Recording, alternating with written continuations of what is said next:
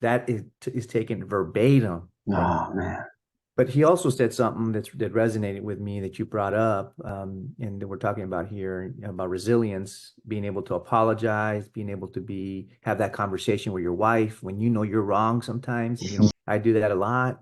Sometimes I'm wrong Yeah. and I go back and apologize. I need to get better at that and really verbalize that. But my dad would tell me, Mijo, can be your friend or your enemy, right? And that fear resonates with being a hero or a coward, like you just put it. You put it winner or wimp, right? Hero or coward. And he says, there's no difference between the hero or the coward besides what they do, the actions they take, what the hero does and the coward doesn't do. Oh, That's the only thing that separates them. And to your point, however we ground that or anchor that in our world, whatever it is that we're dealing with, I think it's important to understand that the actions that we take, the rolling down your window and saying, "Hey, sir, man, you're awesome, man. You're a badass because you're taking care of your dad. Thank you, man." And just doing that little thing right there, or even you reaching out to me and saying, "Primo, let's get together. Let's talk. Let's continue doing it. Setting up this pod. You're an expert at this. I'm not. far You from it. are. You are, man. Come on. I'm It's, learning as I go, man. you're my guy. So I was a weather guy, so I got paid to guess the weather.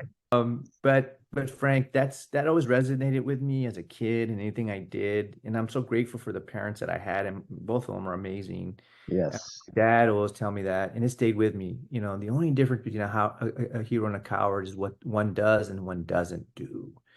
And we got to be able to bounce back and talk about those things. And when we can't bounce back, how do we ask for support? How do we learn? And that's hard for some folks, and it really is. It's not as prevalent in our world, especially with men, that they ask for help or they're able to bounce back because of the stigma that we all have, that we got to be sometimes perfect, and then the man in the mirror syndrome. If we knew how little people thought about us, we would be okay. We do our life, but we always think people Yeah. are thinking about us, and the people are not really thinking about you. I mean, it's trust me, they're not. So They're be not. Yeah. even when you f up, even when you mess up, if you apologize and say, "Hey, I got that wrong," people are very kind, right? And I always say this too. I tweet this a lot or exit a lot. I said the world is beautiful and people are kind.